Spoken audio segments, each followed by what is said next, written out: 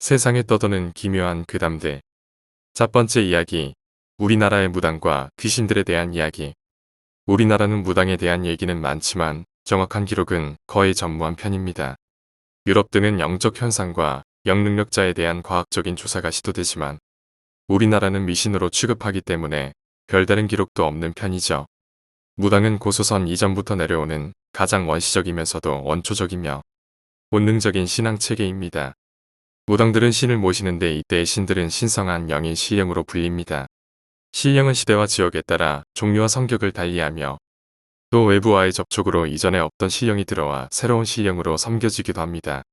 한국 무에서의 시령은 자연신, 조상신, 지역 및 개인의 수호신으로서의 성격을 갖습니다.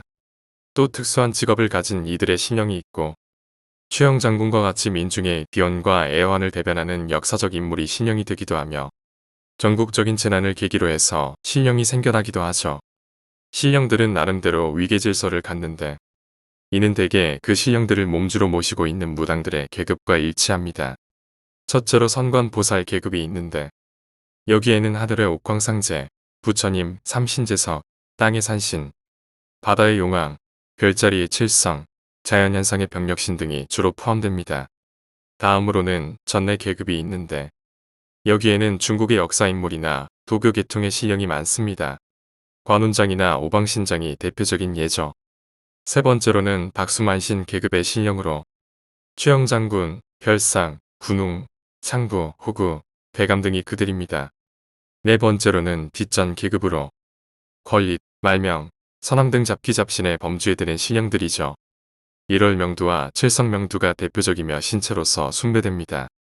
다섯 번째는 억대신 계급으로 있는데 주로 굳은 일과 관련된 신령으로 시왕, 사자 등이 있습니다. 그리고 최고 아래는 주로 어린아이의 영혼인 태자귀를 모시는 태주번과 명도 계급이 있죠. 그러나 신령과 무당의 위계가 이와 같다 하더라도 무조건적인 계급 분류는 곤란합니다. 한 무당이 칠성과 최영장군을 같이 모실 수 있고 권립과 시왕을 동시에 모실 수 있다는 있기 때문이죠. 신령은 대개 화본의 형태로 모셔지나 조각상이나 자연물이 되기도 합니다. 또 종이에 신령의 이름만 적어 모시기도 하며 심지어는 신체가 없이 장소를 마음으로 꺼려하고 정성으로 섬기기도 합니다. 그리고 의외의 무속인들을 성격상으로 분류하여 무당형, 단골형, 신방형, 명두형 등으로 나누기도 하는데 다음과 같은 특징이 있습니다. 무당형은 자신이 특별한 강신체험을 겪은 후 성모의식인 내림굿을 통해 부가되어 춤과 노래굿을 주관하고 자신의 몸주신이 내려주는 영역에 의해 점을 치며 예언합니다. 옛날에는 중부와 북부 지방에 분포되어 있는 무당, 박수 등을 무당형으로 구분하였지만 현재에는 전국적인 분포를 고르게 보이고 있습니다. 단골형은 혈통에 따라 대대로 사작권이 계승되어 인위적으로 무당이 된 세습무로서 어릴 적부터 기회를 배우고 익혀 신을 모시진 않고 자신만의 춤과 노래로 굿을 주관합니다. 호남 지역과 영남 지역에 분포되어 있으며 강원도 지역의 화랭이와 진도의 식김굿을 주관하는 단골례가 그 대표적인 예입니다. 신방형은 제주 지역에 주로 분포하며 무당형과 단골형의 중간형으로 영역을 중시하고 신에 대한 인식이 확고하나 신이 직접 몸으로 강신하지 않고 굿을 할 때 영통이 없이 무정구들을 통해 신의 뜻을 물어 간접적으로 전달합니다. 명두형은 어린아이가 죽은 혼신인 태자귀 등을 몸에 실려 점을 치는 강신무입니다. 이들은 어린아이의 목소리나 휘파람 소리 등으로 혼을 부르며 영역이 뛰어나지만 굿을 주관하기 어렵고 귀신의 장난에 휩쓸리기 쉬운 무의 형태입니다.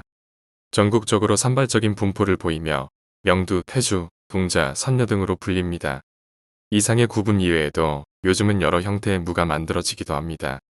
불교와의 습합을 통하여 보살형, 법사형이 생겨났고 역술의 급속한 보급으로 역학을 하는 이가 신령을 받들어 역술형이 만들어지기도 하죠. 우리나라의 귀신은 흔히 죽은 사람이 지상에 남은 부정된 혼으로 생각하지만 사실 범실론적인 샤머니즘에서 만들어진 존재입니다. 인간뿐만 아니라 도깨비같이 자연, 사물에도 존재하기 때문에 종류도 다양하고 오랜 옛날부터 익숙하고 친근한 존재로 인식되어 왔죠.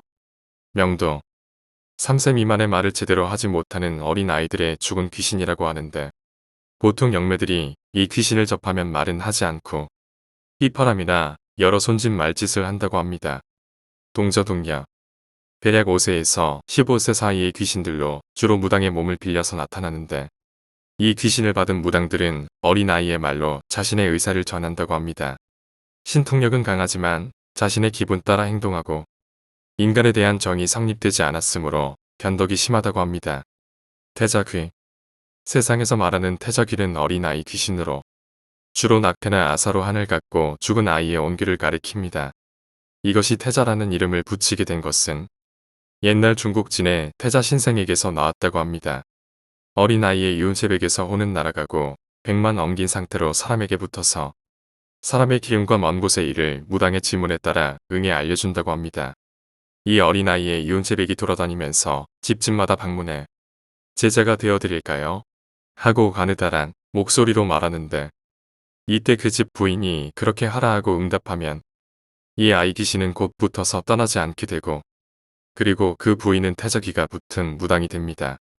이 경우 다른 아이 귀신이 집을 방문해 몇 번을 불러 물어도 집안 부인이 응답하여 허락하지 않으면 결코 붙는 일이 없습니다. 현종 때의 문신인 이익의 친척 부인 한 사람이 이 아이 귀신의 물음에 장난삼아 대답했다가 태자 귀신이 붙어서 여러 가지 방법을 써서 쫓으려 해도 되지 않아 기어이 병이 심해져 죽었다고 합니다. 이럴 경우 구술하고 태자 귀신을 모신 다음 무당이 되면 부인이 죽지 않지만 양반 가문에서는 무당이 되는 것을 용납하지 않았습니다. 우리나라 무당 중에서 태자귀 무당이 단연 많고 또 태자귀 무당의 점이 잘 맞는 것으로 알려져 있습니다. 그래서인지 태자귀를 인위적으로 만드는 경우도 있는데 다소 끔찍한 방법입니다. 무당이 아이를 데려와 줬고 햇빛이 닿지 않는 곳에 가둬서 며칠을 굶깁니다. 그럼 아이가 배고픔에 울다가 거의 실신지경에 이르면 먹을 것을 아이 앞에 갖다 놓는데 아이가 힘이 없음에도 음식을 먹기 위해 손을 내밀면 그 손을 잘라 아이의 너클 손에 봉인한 후 시체는 48조각으로 잘라 태운 후 손을 작은 괴짝에 놓아 99일이 있으면 아이의 영혼을 조종할 수 있다고 합니다. 조선시대의 기록서나 1976년경 신문에 실제 아이를 납치해서 태자귀를 만들려고 했다는 기록이 있습니다. 귀신편. 몽달 귀신 도령신. 이름은 좀 얄궂어도 총각 귀신에게 붙여진 이름입니다. 결혼을 하지 않았다는 이유만으로 제사를 얻어먹지 못해서 한이 남은 고혼으로 손 말명에 비하면 인지도가 약하지만 온기가 되어 사람에게 해를 끼칠 가능성이 있습니다. 특히 상사병에 걸려서 죽은 총각 귀신은 사랑을 이루지 못한 한 때문에 처녀에게 해코지를 할 수 있습니다. 보통 무당이 다른 처녀 귀신과 사혼식을 열어줘 죽은 총각의 한을 달래주는데 비록 귀신들끼리 하는 결혼식이지만 궁합을 봐서 혼례 날도 정하고 한지로 만든 허수아비 인형을 만들어 합방까지 시켜줍니다. 조선시대 황진이와 관련된 몽달 귀신 사례가 유명한데 평소 황진이를 흠모하다가 자살한 총각의 상여가 황진이 집 앞에서 멈춰 꼼짝하지 않았습니다. 이 소리를 들은 황진이가 자기 속적삼을 주고 위로하자 상여가 다시 움직였다고 전해집니다. 손말명 처녀 귀신. 총각은 그래도 나름대로 바람이라도 피워봤을 가능성이 있겠지만 예전의 처녀들은 그렇지 못했습니다. 그래서 처녀로 죽으면 너무나 억울해서 도저히 그냥 떠나지를 못하고 원한이 남은 한이 귀기로 응집되어서 자신의 집 식구들을 저주하거나 자기 또래 혼기가 차있는 처녀에게 해를 끼친다고 합니다. 일단 손말명이 처녀 몸에 붙으면 처녀는 이를 떼기 위해 기도를 하고 여러 가지 공물을 바친다고 하는데 무녀는 처녀의 의복을 빈방에 쌓아두게 하고 쥐하로 치성을 드립니다. 손말명이 처녀의 몸을 떠나 처녀의 옷에 옮아 붙도록 하기 위해서이죠. 더구나 처녀의 영혼들이 실은 가장 말썽을 부린다고 하는데 영적 힘도 강하고 여간에서는 말도 잘 듣지 않는다고 합니다. 이 때문에 처녀가 죽으면 손말명이 되지 않도록 남자 옷을 입혀 거꾸로 묶거나 가시가 돋친 나무를 관 주위에 넣고 매장하기도 하였습니다. 이 밖에도 사거리의 교차점이 되는 곳에 시체를 은밀히 매장하여 많은 남자가 밟고 지나가게 함으로써 처녀 귀신의 못다 품종을 달래는 풍습도 있었죠. 또한 가부장적 사회에서 여성은 지위에 높고 낮음을 떠나 부정되고 억압됐기 때문에 처녀 귀신에 대한 이미지는 더욱더 무섭게 느껴졌습니다. 성관도사. 대체로 결혼을 하고 자녀를 두고 살다가 떠나게 되면 그렇게 집착을 하지는 않는 모양입니다만 그래도 뭔가 안이 남은 영혼은 이렇게 성관도사라고 하는 이름으로 이승에 남아 무녀의 몸에 실려서 남의 기륭사를 예언해주고 호구지책을 삼는다고 합니다. 원한이 약해서 위험한 귀는 아닙니다. 선녀 부인. 일단 자녀를 두고 죽은 여성 귀신을 얘기합니다. 대체로 성관도사랑 비슷합니다. 나무 귀신. 한국의 대부분의 마을에서는 큰 고목을 당목 또는 도당목이라 해요. 마을 전체가 그 나무를 위하고 명절, 산신제, 기호제 등을 지냈습니다. 평소에도 그 나뭇가지를 꺾는 일은 없고 제사를 지낼 때는 금줄을 치고 주변에 황토를 뿌리는 등 정결하게 합니다. 정약용은 산림경제에서 오래된 나무에는 귀신이 모여든다 하였고 중국의 고대 전설에는 동해 가운데는 도삭산이 있고 그곳에는 도대목이 있는데 그늘 넓이가 3,000리에 걸쳤다고 하며 여기에 귀신의 무리가 모여 있다는 이야기가 전해 내려옵니다. 무작위, 무족이라고도 하는데 자손이 없는 사람이 죽으면 제사를 지내줄 사람이 없어 망령이 위안을 받지 못하고 고독과 불만 속에서 지내게 되므로 이러한 명호는 원기가 되어 온갖 심술궂은 가해 행위를 자행한다고 여겼습니다. 몽벨 귀신도 무작위에 속한다고 합니다. 수사원귀 물귀신. 대개 물에 빠져 죽은 사람이 귀신이 되어 물속에 있다가 다른 사람을 잡아당겨 익사시킨다고 합니다. 예로부터 사람이 물에 빠져 죽으면 그곳에 고사굿을 지내고 물귀신을 위안하여 발동을 막으려는 풍습이 있었죠. 한국에서는 사해신이라 하여 동해시는 강원 양양에서, 서해시는 황해도 풍천에서, 남해시는 전남 나주에서, 북해시는 함경 경성에서 음력 2월과 8월에 제사 지냈으며 칠독신이라 하여 전국에 이름난 7곳의 나루터, 즉 서울의 한강, 평양의 대동강, 의주의 압록강, 공주의 웅진, 장단의 덕진, 양산의 가야진, 경원의 두만강 등에서 춘추로 오색 축필을 물속에 던지고 제사를 지냈습니다. 목적은 수재를 없애고 강물에서 사고가 나지 않도록 용신에게 비는 데 있었습니다. 용신도 크게 보면 물귀신의 일종이죠. 미명귀. 전처가 죽은 후 남편이 후처를 두자 전처의 영이 질투 때문에 후처에게 붙어서 괴롭히는 귀를 가리킵니다. 후처가 병이 들게 되었을 때 미명귀의 짓이라 하여 무당을 불러 귀신을 달래는 굿을 하였습니다. 또는 근본적으로 퇴치한다 하여 무덤을 파서 시체를 화장하고 큰 굿을 하기도 하였죠. 원래 미명귀는 남의 아내로 젊어서 죽은 여자의 귀신을 가리켰으나 점차 그 뜻이 확대되어 억울하게 죽은 사람의 귀신, 처녀 귀신, 총각 귀신, 청춘 과부 귀신을 통틀어 이르게 되었습니다. 세타니. 세타니는 부모에게 버림받아 굶어 죽은 아이의 영혼을 가리키는 말로 제주도 설화에 세타니에 대한 얘기가 있습니다. 옛날에 저녁을 돌며 소금을 팔던 소금 장수가 집에 오니 아내는 옆집 남자랑 눈이 맞아 집안의 폐물을 갖고 도망가고 그의 젖먹이 아이는 굶어서 죽어 있었습니다. 이에 충격을 받은 소금 장수는 반쯤 실성한 채 아이의 시체를 소금자루에 절여 자루를 메고 전국을 떠돕니다. 그 후 3년 뒤엔 부자의 소실이 돼서 잘 살고 있는 아내를 발견한 그는 집 안으로 뛰어들어가 아내 앞에 소금자루를 집어던지자 아이의 시신이 썩지도 않은 채 어미를 향해 조금씩 기어왔고 그 모습을 본 아내는 심장병으로 죽었다는 내용으로 썩지 않은 아이의 시신은 소금에 절여졌기 때문에 미라어가 된 거라고 봅니다. 이렇듯 세타니는 어미한테 버림받아 굶어 죽은 아이의 온기를 가리키는데 태적이보다 능력이 더 강하다고 합니다. 세운이.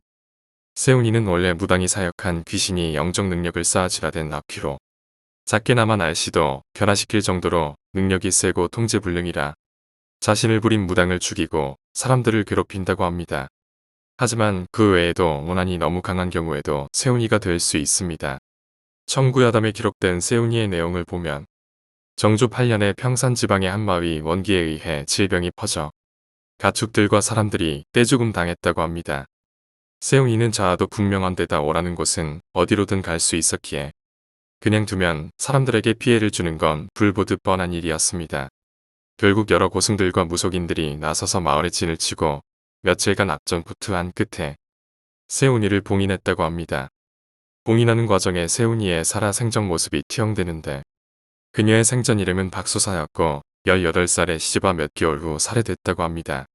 그녀를 죽인 사람은 그녀의 남편인 조광선과 박소사와 10살 차이밖에 안 나는 시어머니 최하지였는데 최하지는 남편이 죽은 후 양아들인 조광선과 간통을 했다가 임신을 하게 되어 아이를 죽였는데 그 광경을 박소사가 보게 되자 박소사 역시 죽이고 자살로 위장한 거였습니다.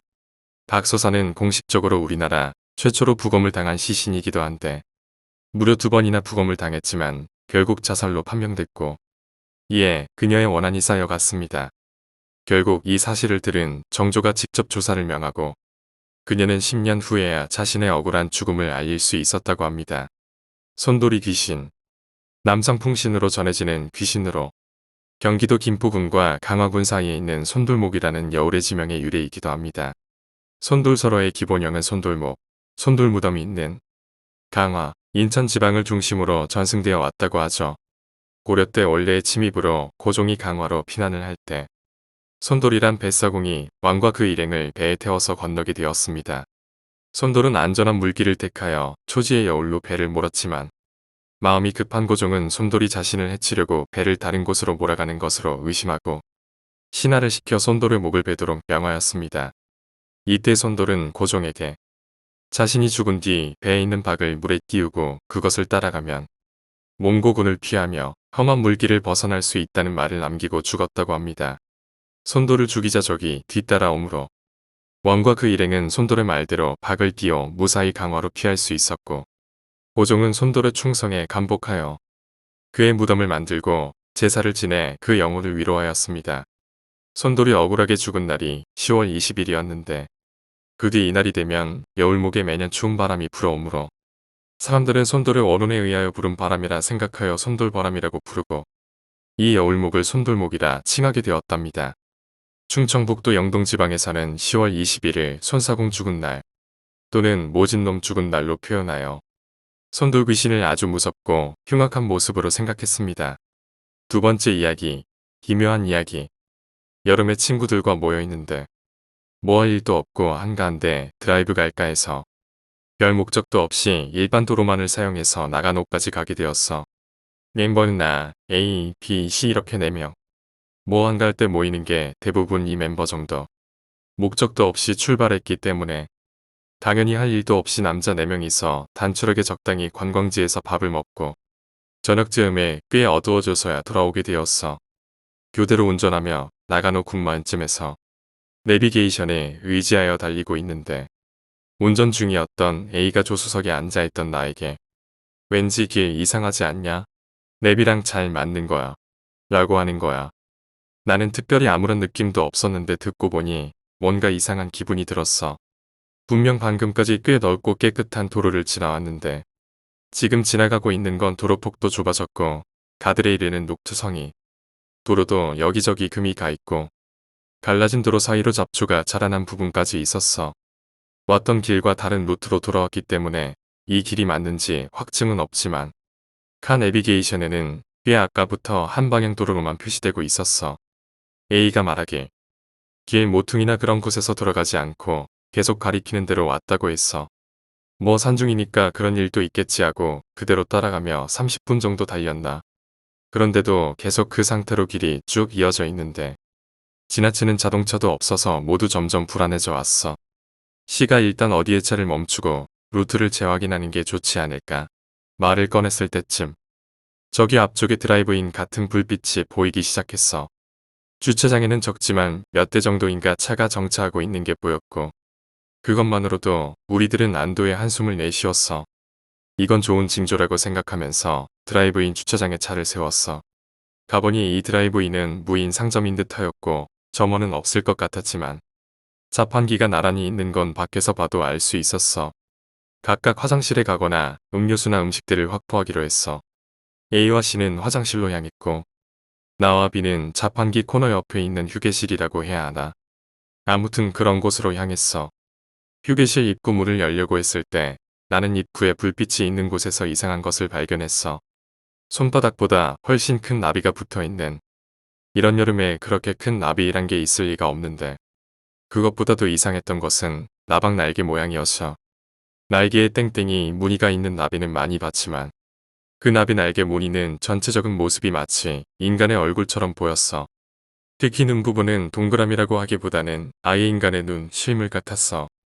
기분 나쁘다라는 생각이 들었어. 나와 B는 가능한 그 나비를 보지 않고 피해서 휴게실 안으로 들어갔어. 나중에 생각해보니 이 시점에서 뭔가 이상한 낌새를 알아차렸을 법도 했어. 안에 들어가 보니 거기에는 꽤 넓은 테이블이 몇 개 배치되어 있었는데 조명은 어두침침하고 바닥이나 벽도 미묘하게 조금 더럽혀진 안쪽에는 게임기도 있는 것 같았는데 멀리서 봐도 좀 낡은 듯한 느낌이었어. 그리고 책장 같은 곳에는 TV가 있었고 50대 정도 되는 아저씨가 등진 채로 TV를 보고 있었어. 나는 그 사람에게 뭔가 묘하게 위화감을 느꼈고 그 외에도 여러 가지 말로는 잘 설명할 수 없는 이상한 위화감을 느꼈어. 나는 비에게 그 이야기를 하려고 했는데 비가 귓속말로 깊은 듯이 야, 저기 여자 셋이 모여 있어. 말 걸어보자. 라고 하는 거야. 비가 가리킨 방향을 보니 분명히 20살 정도 돼 보이는 여자가 테이블을 둘러싸고 3명 앉아있는 게 보였는데 표정을 보니 뭔가 불안한 듯 했고 주위를 두리번거리며 이야기를 하고 있는 듯 보였어. 그러자 3명 중 1명이 나와 비가 보는 걸 알아차렸는지 이쪽으로 걸어왔어. 비는 벌써부터 얼굴이 깊은 듯이 밝아졌지만 나는 굉장한 불안감을 느꼈어. 그리고 그 불안함은 당연한 듯 적중했어. 여자아이는 우리들 앞에 와선 입을 떼자마자 이렇게 이야기했어. 저기 이상하게 생각하실지도 모르겠는데 여기가 관동 방면으로 빠지는 길 맞죠? 그리고 기분 탓인지는 잘 모르겠지만 하고 일순간 망설인 후에 이 드라이브인 뭔가 이상하지 않나요? 라고 하는 거야. 휴게실에 들어간 후로 계속 묘한 위화감이 들었던 나는 나도 뭔가 이상하다고 생각했다 이야기한 후 그 자리에서 사정을 들어보기로 했어. 비가 작은 소리로 너 임마 꽤 잘 꼬시는데 하면서 실실 웃었지만 상황이 상황이니만큼 조금 짜증이 나서 무시했지. 어쨌든 나도 조금 들뜬 기분은 없지 않아 있었지만 그것보다도 위화감과 불안감이 더 컸으니까. 얘기를 들어보니 그 여자애들도 우리와 마찬가지로 차를 타고 달리고 있는데 점점 정비되지 않은 좁은 길로 변하면서 불안해져. 이 드라이브인에 일단 차를 세우고 확인해보려 했었던 것 같아. 그리고 이 휴게소에 들어온 순간 뭔가 여기저기 위화감이 느껴져서 무서워져서 어떻게 할지 이야기하고 있는 참에 나와 비가 타이밍 좋게 들어와서 말을 걸어준 것이라고 하더군. 아, 그리고 비는 분위기 파악도 못하고 들떠 있었던 이유가 나중에 들어보니 내심 너무 불안해서 그 반대로 행동했었다고 하네. 그런 분위기로 서로 상황 설명을 마쳤을 때쯤 여자애 한 명이 그런데 저기 TV 앞에 있는 사람 말인데 하고 말을 꺼냈어. 재촉하는 바람에 나도 그 사람을 다시 보니 아까 위화감의 정체가 보였어. 조금 멀리 있었기에 얼핏 보면 모르지만 TV와 테이블 그리고 그 사람의 사이즈 비율이 확실하게 이상했어. 좀 멀리 있는데도 그 사람은 이상하게 너무 컸어. 아마 일어서면 3에서 4m 정도는 되지 않을까 할 정도로 컸어. 그제야 분위기 파악한 비도 확실히 굉장히 커 뭐지 저건 하고 혼잣말을 했지. 게다가 그 여자아이는 그리고 저 안쪽에 있는 스티커 사진기 말인데라고 하길래 그쪽을 보니 들어올 때는 미처 보지 못했었나. 좀 유행이 지난 듯한 스티커 사진기 근처에 있는 커튼 아래로 롱 스커트를 입은 여자 다리가 보였어. 그 여자애가 말하길 저 여자는 여자아이들이 이곳에 왔을 때부터 계속 혼자서 저곳에 선 채로 전혀 움직이지 않고 있었다고 했어. 그리고 덧붙여 이렇게 이야기를 했어. 그리고 뭔가 이상한 소리 들리지 않나요? 사람이 중얼거리는 듯한 이라고 말했어. 듣고 보니 들어온 순간부터 뭔가 소리가 들렸긴 했지만 나는 뭔가 에어컨이나 기계 동작음이라고 생각했어. 잘 들어보니 소곤소곤 여러 사람이 이야기를 하고 있는 듯 그런 목소리가 들려왔어. 어디에서 이야기하는지는 전혀 알 수 없었지만 어쨌든 여기는 뭔가 이상한 곳이라는 생각을 떨칠 수 없을 뿐 그런 이야기를 5명이서 하고 있었는데 휴게소와 자판기 코너 사이에 있는 문이 열리며 A와 C가 들어왔어. 그리고 우리들과 여자애들을 보고 시간이들 헌팅하고 있었냐 하고 어이가 없는 듯 말했어. 그것보다 여기 좀 와봐. 문호가 이상한 게 있어라고 꽤 진지한 얼굴로 말했어. A도 장난기가 없었기 때문에 나와 B가 이상한 게 뭔데? 하고 묻자. 설명을 잘 못하겠으니 일단 자판기 코너 쪽에 와보라고 하는 거야. 나와 B는 여기 이상한 것들이 많다고 했고 A와 C도 이쪽에도 뭔가 이상한 것 투성이라고 하면서 여자애들도 데리고 자판기 코너로 갔어. 자판기 코너에 가보니 A가 이것 좀 보라며 컵라면이나 커피 등을 팔고 있는 자판기를 가리켰어. 자판기 쪽을 보니 보통의 드라이브인에 있을 법하게 액정 화면이 있고 그 화면으로 상품명 소개나 제품 선전이 나오는 일반 자판기들이었는데 그 중에 보통 자판기와는 전혀 다른 부분이 한 곳 있었어. 액정 화면이 있는 부분에 확실히 영상이 아닌 실제 입이 있었고 그게 어서 오세요라고 말하고 있었어. 시가 뭐지? 처음에 우리가 들어왔을 때 누군가 안에 들어가 있다고 생각해서 말 걸어보거나 자판기를 두드려 보거나 했는데도 아무런 반응이 없었어. 거기다가 이 입구 주변 입술 부분 말고는 아무리 봐도 보통 액정 화면으로 보이지 않냐? 도대체 이게 어떻게 된 일이지? 라고 말했어. 분명히 이 드라이브인은 어딘가 이상했어. 현실 세계와 떨어져 있다는 기분이랄까? 일단은 A와 C에게 나와 B의 사정을 모두 이야기했고 일단 밖으로 나가자고 얘기를 나누는 도중에 휴게실 쪽을 보고 있던 여자애가 잠깐 저거라며 꽤 동요된 목소리로 내 어깨를 흔들며 휴게실 쪽을 가리켰어. 가리킨 곳을 보며 나도 덩달아 모두에게 소리를 질렀어. 아까 그 스티커 사진기 쪽에 있던 여자가 나와서 이쪽으로 걸어오고 있었는데 그 여자 상반신이 없었어. 엄밀하게는 하반신에서 상반신으로 갈수록 깔때기를 거꾸로 한 듯 묶여 있었고 상반신이라고 해야 하나 그 부분은 막대기처럼 끈 같은 것이 수직으로 위쪽으로 길게 뻗어 있었어. 그게 걸을 때마다 흔들흔들거리면서 이쪽으로 향해 오고 있었어. 모습으로 보면 누가 봐도 인간은 아니었어. 우리들은 그 이상한 모습에 완전히 사고가 멈춰버렸고 패닉 상태가 되어서 모두 밖으로 도망 나왔어. 그리고 밖으로 나와서 돌아보니 그 물체는 우리들을 신경 쓰지도 않고 그대로 화장실 쪽으로 사라졌어. 도대체 여기는 어떤 곳이란 말이지. 당시 우리들은 어떻게 해야 할지 몰라서 그저 동요만 하고 있었지. 어쨌든 이 장소를 벗어나자. 그렇게 생각한 우리들은 칸 내비게이션대로라면 앞으로 전진해야지 문마나 사이타마의 시가제로 빠질 수 있다는 것을 확인한 후 여자아이들에게는 속력 내지 않으면서 따라오면 괜찮을 거라고 말하고 있는데 갑자기 뒤에 있던 주차장 안쪽 숲에서 어림잡아도 50에서 60명 정도의 여러 명의 사람 그림자가 이쪽으로 향해 내려오고 있는 게 보였어. 거기에 사람 그림자 이외에도 숲 쪽에서 뭔가가 이쪽을 향해서 점프해 돌지나왔고 우리 차 옆에 주차해 있던 트럭과 충돌했어. 가로등 불빛이 비친 그것은 믿을 수는 없지만 1m 이상 거대한 구더기 같은 물체였고 충돌한 충격으로 트럭 유리가 깨져서 구더기가 지면에 떨어져 누런 액체 같은 게 흐르며 꾸물꾸물 움직이고 있었어. 그것도 그것 한 마리가 아니었고 시야각 범위만으로 약 7마리가 튀어올라 몇 마리는 이쪽으로 몇 마리는 저쪽으로 향하고 있었어. 그대로 두면 내 차도 부서질지도 모른다는 생각이 들었어. 위기에 처한 우리는 여자애들에게도 빨리 차에 타도록 지시하려고 했는데 뭘 생각했던 걸까? 여자애들은 주차장 반대쪽으로 도망가길래 나는 그쪽이 아니라 차 쪽으로 도망가야지. 소리쳤어. 당황해서 따라가는 우리를 향하여 이 안에 들어가 숨어서 지내자며 주차장 구석에 있는 컨테이너 창고 같은 작은 건물을 가리켰어. 우리는 여자애들이 패닉 상태라 냉정한 판단을 할 수 없었다고 생각해서 일단은 차에 타 라며 고함치며 4명이서 팔을 붙잡아 당겨 억지로 밀어넣고 그에 가까이까지 다가왔던 사람 그림자 무리와 튀어올라 돌진하던 거대한 구더기를 떨쳐냈어. 여자들끼리 가기엔 무서우니 B와 C가 여자애들 차에 타고 여자들 차를 B가 운전해서 드라이브인에서 빠져나왔어. 도로로 나와 뒤를 돌아보니 뒤따라오던 여자들 차의 구더기가 점프해 왔지만 자동차 속도는 어지간해선 따라오기 힘들었는지 이내 보이지 않았어. 그로부터 1시간 정도 달렸을까.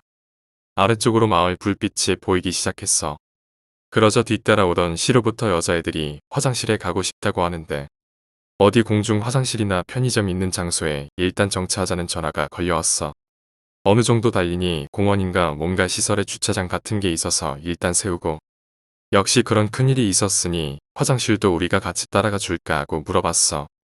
그러자 여자애들은 이제는 괜찮으니까 3명이서 갔다 올게라며 가더라. 뭐 이제 마을 같은 곳까지 왔고 이젠 정말 괜찮겠지 하고 그대로 보내주고 경찰서에라도 가야 하나.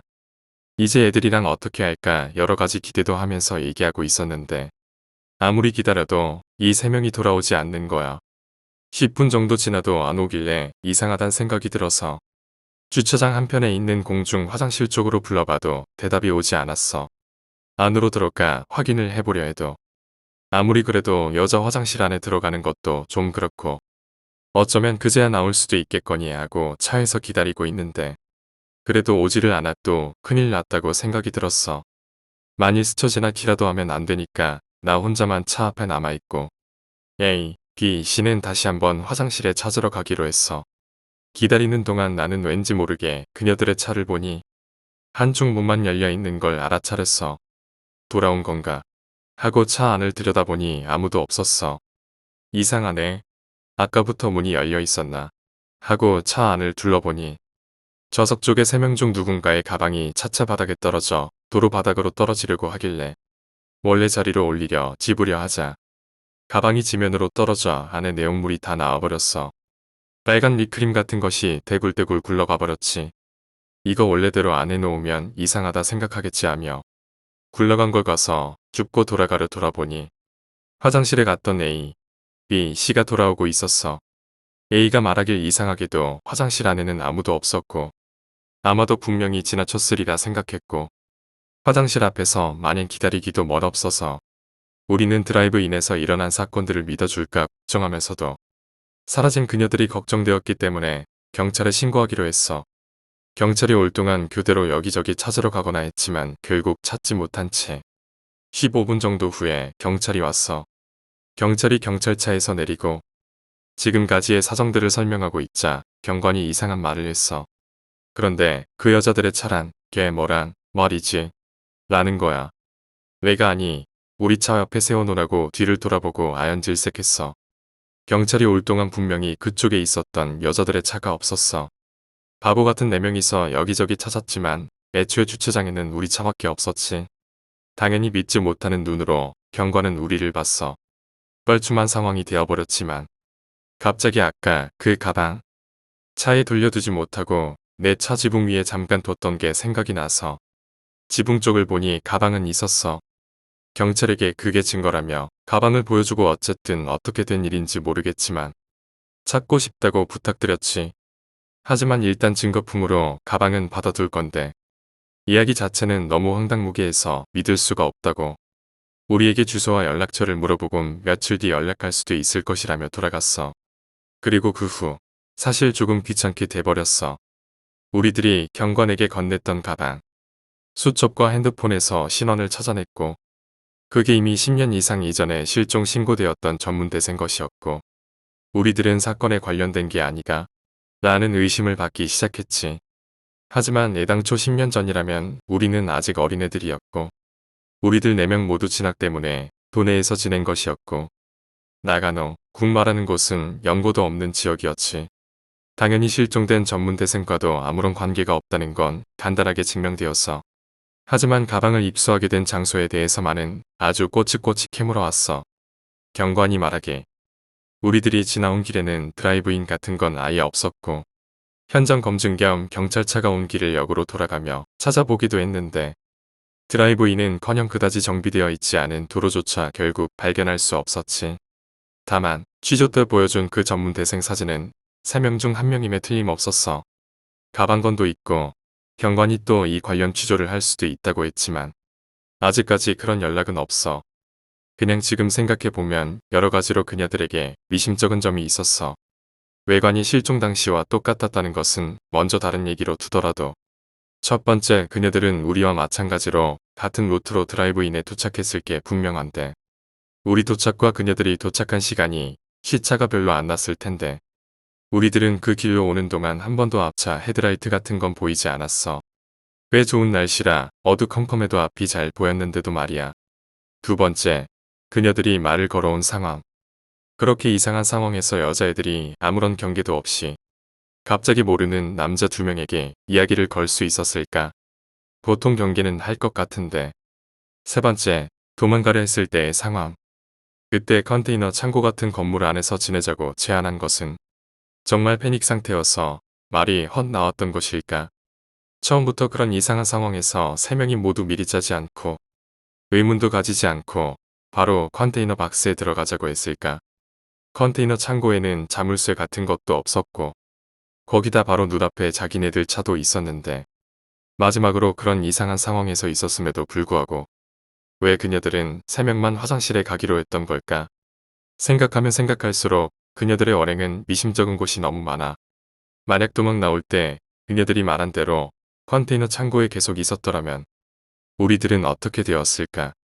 그녀들 3명의 언행은 지금 생각해보면 뭔가 악의가 있었던 것으로 밖에 생각되지 않는다. 애초에 우리들은 그녀들이 왜 이 산길을 지났는지에 대해서도 모른다. 네 번째 이야기, 저주받은 물건. 얼마 전 앤틱한 것들을 좋아하는 여자친구와 드라이브 겸 골동품 가게와 리사이클 숍을 돌아다녔다.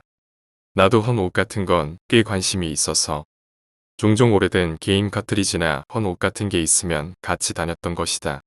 관심이 있는 물건의 종류는 서로 달라도 물건을 파는 곳은 같기에 그날도 즐겁게 여러 가게를 순회하고 있었다. 꽤 구하기 힘든 것들도 몇 개 손에 넣을 수 있어서 우리는 둘 다 잔뜩 신이 나서 드라이브를 하고 있었다. 그러는 도중 길 옆에 낡아빠진 가게 하나가 눈에 들어왔다. 우와, 의외로 이런 오래된 가게에 진기한 게임 소프트가 숨어 있을지도 몰라. 잔뜩 들뜬 나를 한심하다는 눈으로 바라보는 여자친구. 우리는 가게 안으로 들어섰다. 편의점 정도 넓이에 별거 없는 가게였다. 주로 헌책이 대부분이고 가구나 헌옷은 그다지 많지 않은 것 같았다. 게임이라곤 고작 하나. 궁극 하리키리 스타디움이 먼지 더미에 쌓인 채 놓여있을 뿐이었다. 여자친구에게 나가자고 말을 걸려던 참이었다. 하고 여자친구가 경탄한 것 같은 목소리로 말했다. 내가 다가가 보니 인형과 장식품 같은 걸로 가득 차 있는 바구니 앞에 여자친구가 서 있었다. 뭐 좋은 물건이라도 있어? 이거 대단해. 여자친구는 그렇게 말하며 바구니 가장 아랫바닥에 떨어져 있던 야구공만 정 20면체로 된 장식품을 꺼내들었다. 지금 생각해보면 왜 바구니 밑바닥에 있어 보이지도 않을 그게 여자친구 눈에 들었는지 이상한 일은 이미 여기서부터 시작된 것이었는지도 모른다.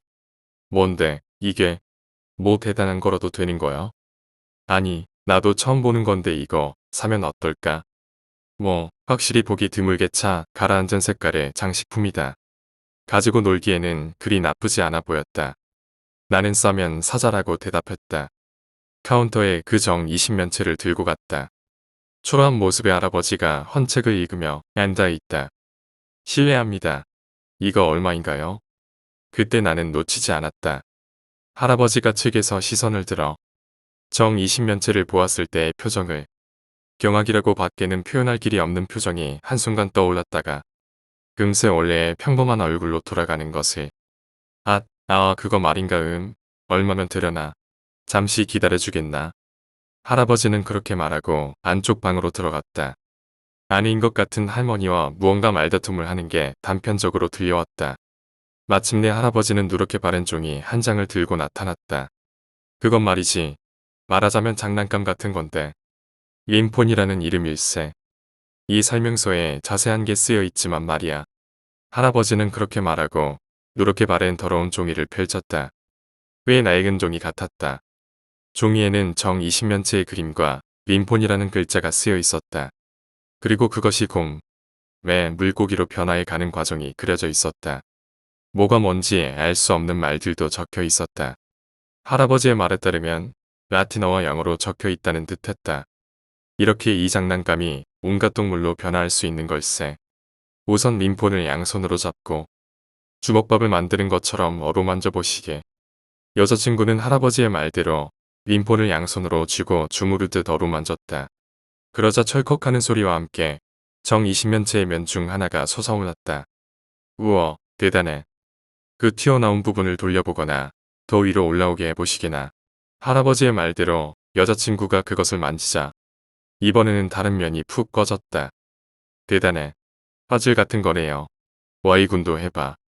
그 구조를 말로 설명하기는 무척 어렵지만 혹시 트랜스포머라는 장난감 시리즈를 알고 있는지 모르겠다. 카스트 테이크가 로봇으로 변하기도 하고 원총이나 트럭이 로봇으로 변하기도 하는 지금은 유행이 지난 장난감이다. 림폰 역시 정 20면체의 어느 부분을 만지거나 누르면 곰이나 매, 물고기 등의 여러 동물로 변화한다고 보면 된다. 여자친구는 이미 림폰에 푹 빠져든 후였다. 나 역시 대단한 장난감이라고 생각했고 저기 그래서 이거 얼마인가요? 여자친구가 조심스레 물었다. 그게 말이지. 꽤 오래된 물건이란 말이지. 거기에 우리도 그런 게 있는지도 까먹었었으니. 뭐 특별히만 애네들이면 어떨까? 인터넷 같은 데서 팔면 몇십만 엔은 내려는 사람도 있을 게야. 하지만 여자친구는 흥정의 고수였다. 결국 6,500엔까지 깎는데 성공했고 우리는 만면에 미소를 띠고 가게에서 나왔다. 그 다음 날은 월요일이었기에 같이 레스토랑에서 저녁을 먹고 각자 곧장 집으로 돌아갔다. 월요일. 일이 끝나고 집에 돌아왔는데 여자친구에게서 전화가 왔다. 와이군, 이거 엄청난 거 같아. 림포 말이야. 정말 퍼즐 같은 느낌인데 동물 모양으로 변했다고. 일하는 와중에도 머릿속이 그걸로 가득 차서 일도 제대로 못했다니까.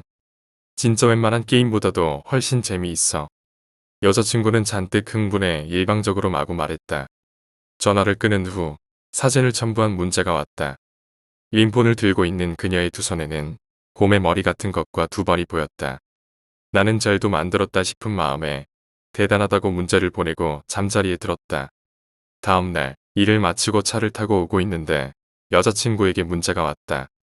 이거 진짜 재밌어. 어제 밤새서 만져댔더니 드디어 곰이 됐어. 부러워. 완전히 제멋대로인 문자였다. 나는 쓴 웃음을 지으면서도 경로를 바꿔 여자친구네 집으로 향했다. 야, 밤까지 세웠다면서? 출근은 제대로 한 거야? 도착하자마자 나는 물었다. 했어.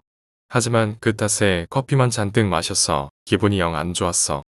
테이블 위에는 네 발로 서서 살짝 고개를 든 곰 모양으로 바뀐 림폰이 있었다. 우와, 진짜 대단하네. 이거 무슨 구조로 만들어진 걸까? 대단하지? 이거 진짜 중독성 있어.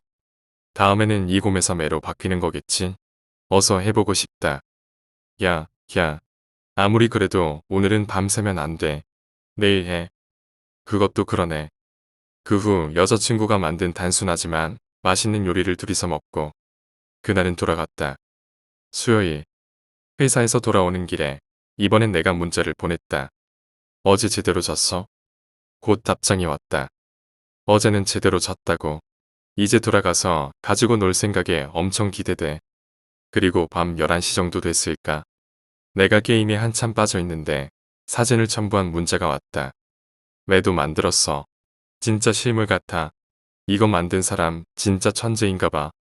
사진을 보자 날개를 펼친 매 모양으로 바뀐 림폰이 찍혀 있었다. 예술적 조예가 없는 내가 봐도 정교한 작품이었다. 당장이라도 날갯짓을 할 것 같은 매 모습이었다. 물론 장난감이니만큼 어느 정도의 굴곡은 있었지만 그걸 감안해도 무척 잘 만들어진 작품이었다. 대단하다. 다음에는 물고기구만. 그럼 너무 빠지지 말고 천천히 만들어봐. 라고 답장을 한 뒤 나는 잠자리에 들었다. 목요일 밤. 목욕탕에 들어가려는데 전화가 왔다. 여자친구다. Y군, 아까 전화했었어? 아니, 왜 그런데? 5분 정도 전부터 30초 간격으로 전화가 와. 통화 버튼을 눌러도 무슨 혼잡한 거리에서 웅성거리는 것 같은 알 수 없는 소리만 들려서 바로 끊었거든. 통화 내역을 보면 번호가 뜨거나 사람 이름이 떠야 하잖아. 근데 그 전화는 저편이라고만 나오는 거야. 이런 이름 등록한 적 없는데 기분이 나빠서. 그렇구나, 내가 거기로 갈까? 아니야, 오늘은 이만 잘래. 그래. 뭐 아마 혼선이라도 있던 거겠지. 아, 그러고 보니 림포는 어떻게 됐어? 물고기로 됐어? 응, 그것도 금방 될 것 같아. 완성되면 Y군한테도 빌려줄게. 그래, 기대하고 있을게. 금요일. 어제 여자친구가 말했던 기묘한 전화가 내심 신경 쓰였기에 나는 여자친구네 집으로 찾아가기로 했다. 림포는 거의 물고기 모양을 갖춰. 남은 건 등지러미와 꼬리 지느러미만 만들면 다 될 것 같은 모양새였다. 낮에 또 이상한 전화가 왔었다고? 응.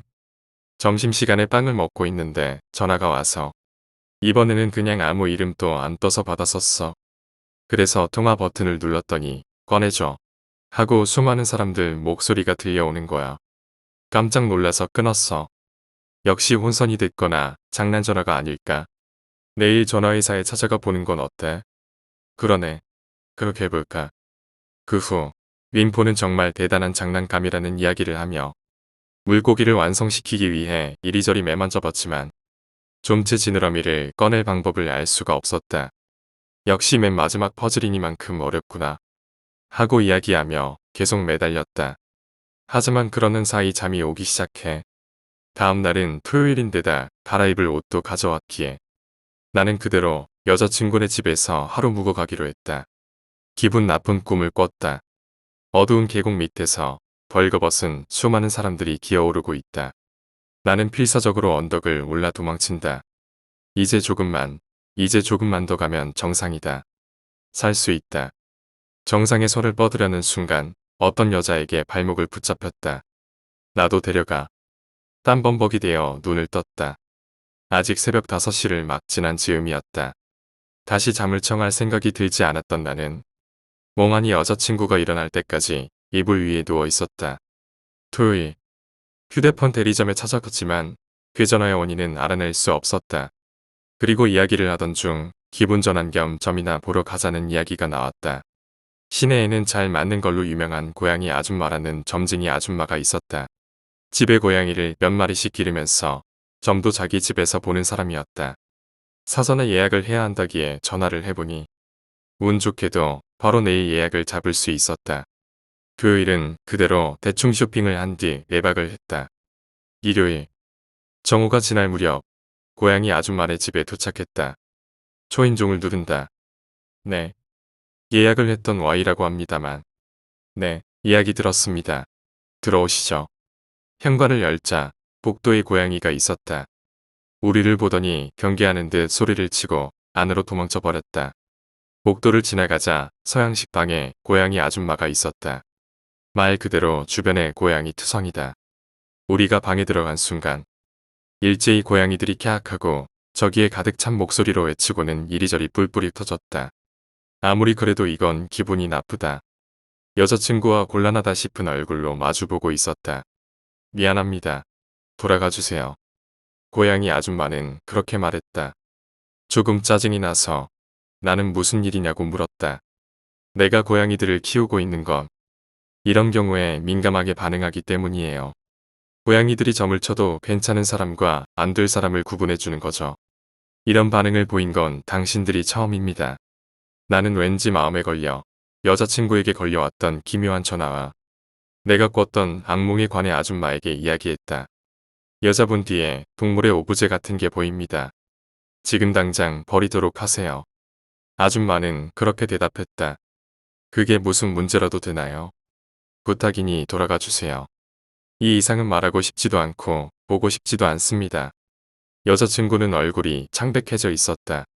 나는 집요하게 달라붙어 물었다. 그게 뭔가요? 저주를 받은 물건이라던가 사연이 있는 앤틱 물건인 건가요? 아줌마가 대답할 때까지 몇 번이고 계속해서 물었다. 그러자 아줌마는 일어서며 말했다. 그건 응축된 자그마한 지옥입니다. 지옥의 문이라고요. 당장 버리세요. 그리고 여기서 돌아가요. 저기 돈은 필요 없어요. 그때 절규하던 아줌마의 얼굴이 그 무엇보다도 두려웠다. 그리고 여자친구의 집에 돌아간 우리는 곧바로 링폰과 누렇게 바른 설명서를 신문지에 써서 청테이프로 감아내다 버렸다. 그리고 몇 주 뒤 여자친구네 집에 갔는데 아나그램도 좋아하는 그녀가 펜과 종이를 가져오더니 이렇게 말하는 것이었다. 저기 림폰이라는 건 림폰이라고 쓰는 거잖아. 우연이랄까? 이걸 아나그램식으로 늘어놓고 재배열하면 임페르노가 되는데. 하하하, 설마 우연이겠지. 만약에 우리가 물고기까지 만들었다면 어떻게 되는 거였을까? 하하하. 나는 그저 말은 웃음만 지을 수밖에 없었다. 그게 쓰레기로 처리되었기를. 그리고 두 번 다시 내 눈앞에 나타나지 않기만을 바랄 뿐이다.